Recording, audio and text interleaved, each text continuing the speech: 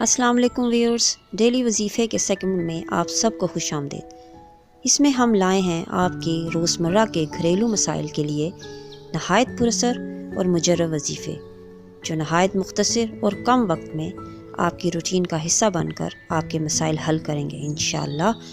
हमारी वीडियो को एंड तक ज़रूर देखें। चलते हैं अपनी वीडियो की तरफ। इससे पहले हमें सब्सक्राइब करना ना भूलें और बेल आइकन पर भी क्लिक करें ताकि हमारी हर नई आने वाली वीडियो से आप बाखबर रहें। वजीफ़ा नोट कर लें। बिस्तर पर बावजू दाईं करवट लेट कर 7 मरतबा पढ़ें।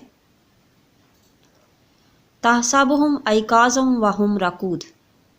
इंशाअल्लाह ऐसा करने से आपको खूब नींद आएगी। ये था आज का वजीफ़ा।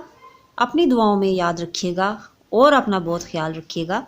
अल्लाह हाफिज़। अगर आपको मेरी वीडियो पसंद आई है तो उसे लाइक करें, सब्सक्राइब करें और बेल आइकन को भी प्रेस कर दें। जज़ाकल्लाह।